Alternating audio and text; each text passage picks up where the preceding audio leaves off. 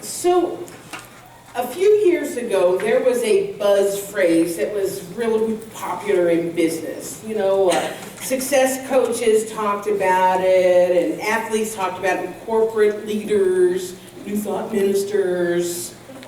And that phrase was going out on the skinny branches. You've heard it before, right? Going out on the skinny branches. And it was used to encourage people to kind of step outside of their comfort zones, to take risks, you know?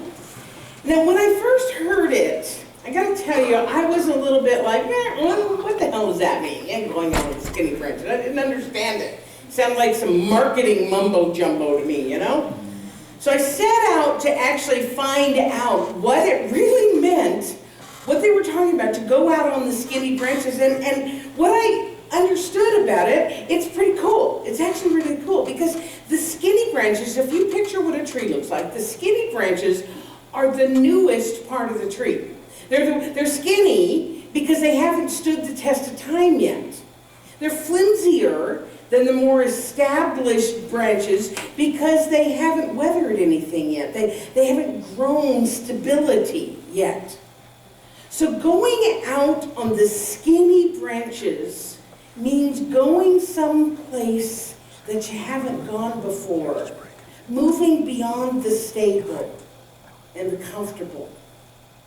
More importantly, it means doing something that you don't know the result of yet. And because, as we discussed last week in our talk, if you know the result already, the idea isn't big enough. So going out on those skinny branches means risking the chance of failure. That chance of failure is stronger. But so are the chances of great success. I say that because when we stay with the safe and true, when we stay with what we know already, we can absolutely have success. There's no doubt about it. We plug along, we're doing those things that feel good and comfortable, and we get results that are good and comfortable. But when we are willing to take a great risk, we increase the possibility of having great success. If you study anyone who you consider a great success, they're going to tell you that they went out beyond what they knew, right? They went where no one had gone before. They had to move outside of their comfort zone and test the limits. Perhaps you've heard of a guy called Mark Zuckerberg, the founder of Facebook.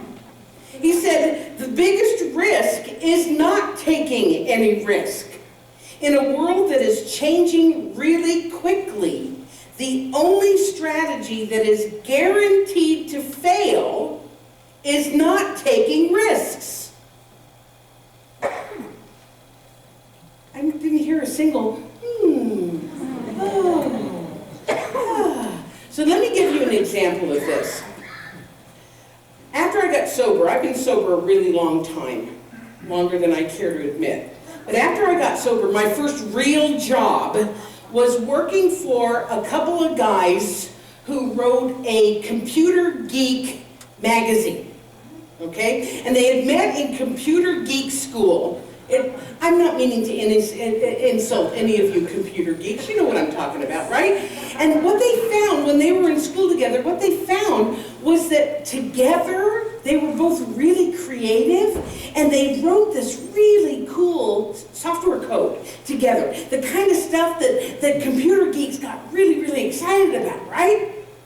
So one of them got this idea right out of school, some sort of technical school or something. He got this idea that they should start a magazine.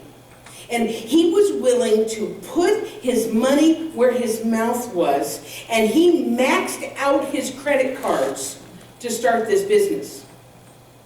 Now the other guy that was writing code with him, he wasn't so sure that he wanted to go and take that kind of a risk, right?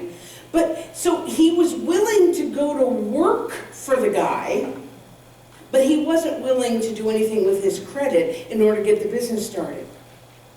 Well, it took off like absolute wildfire. And it grew into a multi-million-dollar business in just a couple of years. I mean, it just went like that. It was right at the beginning of the big surge with computers, right? So the owner, the guy who risked it all, ended up selling the company about 10 years later for $15 million, and he retired in his 30s. The other guy ended up working for that same company that was now sold for a nice, comfortable salary. And he's still there, and he's in his 50s now. So I didn't tell you that story, folks, for you to go quit your job and run up your credit cards and start a business. That's not for everybody. I got this. This guy just happened to have $1 million idea, and he acted upon it at just the right time. I told you the story because I wanted to illustrate the value of being willing to take risks in order to have success, any kind of success. It doesn't have to just be entrepreneurial success. It can be simply doing something that you've always dreamed of doing, but you were afraid to try. Alan Alda, you've heard of him, said, "Be brave enough to live creatively. The creative is the place where no one else has ever been. You have to leave the city of your comfort and go into the wilderness of your intuition. You cannot get there by bus, only by hard work, risking, and by not quite knowing what you're doing. What you will discover will be wonderful. Yourself." So you might be wondering if maybe you, especially you new people, maybe you accidentally walked into a motivational seminar instead of a spiritual center. You may be like, is there a spiritual lesson going on here? Right. Well, in my line of work, everything is a spiritual lesson because God is in everything, right? But yes, there is a spiritual lesson here. Let me tell you why. As we have discussed many different times, there is a divine influence, a divine urge that wants, that yearns, that desires to be expressed. And one of the ways that it does that on this plane of existence is through us and as us.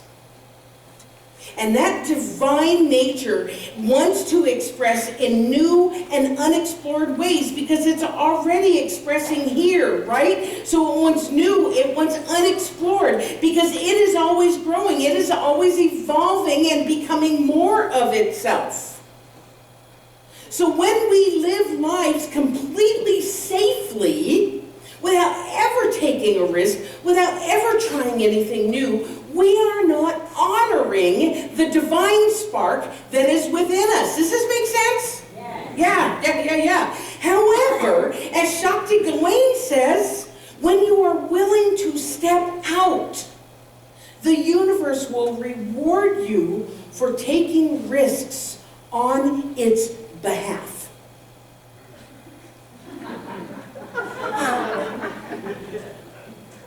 You mean all those wild and crazy things I've done all my life were like good? So I want to share another story with you. It's about overcoming fear, it's about taking risks and a resulting reward. When this story took place, I'd been in the teaching for a couple of years. And I had taken a few science of mind classes, so my consciousness was definitely shifting for the better. However, I still lived in a certain amount of fear. So I didn't take a lot of risks, you know? In fact, I went out of my way to avoid fear or pain or discomfort. So this particular summer, my family and I were vacationing in one of our favorite places, Lake Tahoe. Incidentally, I want to introduce you to my other sister, Peggy. Wave at the folks, Peggy. We're here. They're here for our family vacation. How cool is that? We're going to Campbell later for the week. It's so cool. So anyway, I digress. we're planning this trip to Lake Tahoe. My parents are going, my brother and his kids are going, all the kids are, yeah, everybody's going, right? Now, as much as I love Lake Tahoe, and I do, in those days, which I have since healed, but in those days, I had a very bizarre, very irrational fear of driving on mountain roads. They can attest to it, yes. But in order to go to Lake Tahoe, it's necessary to drive on mountain roads, okay? So by the time we even got there, my nerves were really put through the ringer. They were pretty shot. So we get there, we get in, and every year my brother likes to rent a boat, like a speedboat, so we can tool around and explore the lake. Lake Tahoe is huge, right? So I'm always a little afraid to go on the boat because with my weird irrational fears, I thought explosions or drownings or crashes, but I usually went because, it was fun. So on one of these boating outings, we went into Emerald Bay. Raise your hand if you've been to Lake Tahoe and you know what I'm talking about. It's so beautiful. Okay, sometime go there. Anyway, so we went into Emerald Bay, which is this exquisitely beautiful part of the lake, and it's calm and everything. And we're kind of putting around Emerald Bay, and my brother says to his wife, totally joking, "So are you ready to jump in yet? You want to dive in?" Now, nobody in their right mind would dive into Lake Tahoe. It's glacier fed, even in the middle of the summer. It is unbelievably cold. So when my brother asked his wife if she wanted to dive in, something inside of me said, do it, take the risk. It'll be good for you. Usually when I hear voices in my head, I don't pay a lot of attention. But this one was so insistent. So I knew it was important. So I said, I'll do it. I'll dive in the water. And my family laughs, right? Because they know me. They know I've got these fears, right? Then I took off my shirt and my shorts. I had my suit on. And I said, I'm going to do it. All the while thinking, what the hell are you doing? Oh my God. But then I did it. I dove off the front of the boat into the frigid waters of Lake Tahoe. And oh my God, it was so cold. And it was shocking. And it was uncomfortable.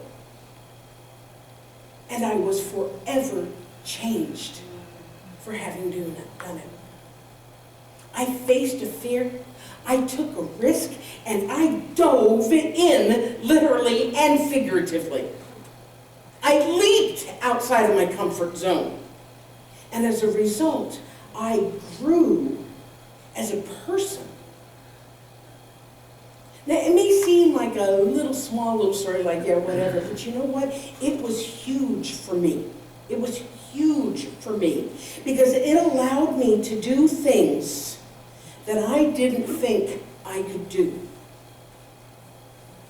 Since then, I've taken any number of risks, not just physical risks, although I have jumped out of an airplane, I've swam with dolphins, I rode on the back of a Harley, so, some of those things, but I also moved to Canada.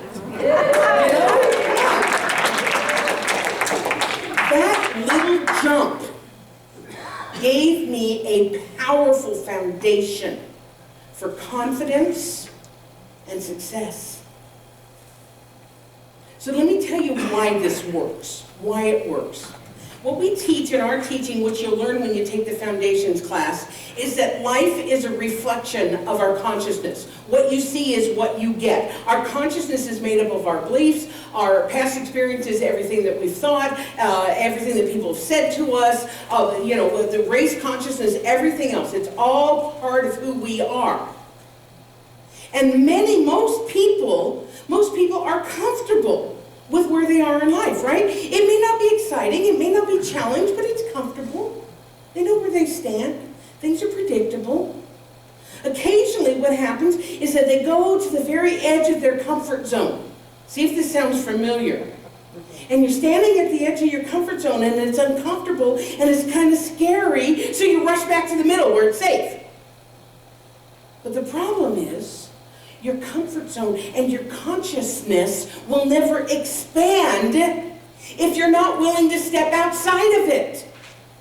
It grows and it expands according to our willingness to stretch it out a little bit. Mm-hmm. So if we don't step outside of it every once in a while, we're not going to know anything new. We're not going to experience anything fresh. We won't grow. And as a result, Spirit isn't going to grow with us and expand. And you know what? That's fine for a lot of people. A lot of people. But not people like us.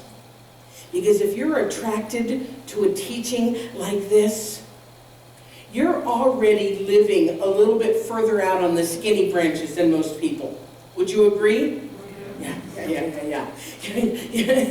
We're already living at the outskirts of most people's comfort zones. We're already viewing the world from a different perspective than average people.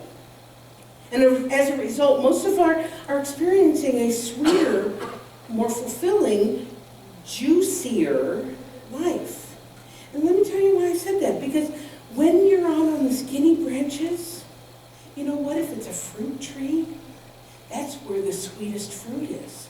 You know, the low-hanging fruit, the one that new stuff on those new branches, that's where the fruit is. That's where that juicy thing is. The fruit isn't hanging off the big sturdy branches. It's harder to reach. Ooh, but it's so sweet. Commander Chris Hatfield said this: almost everything worthwhile carries with it some sort of a risk.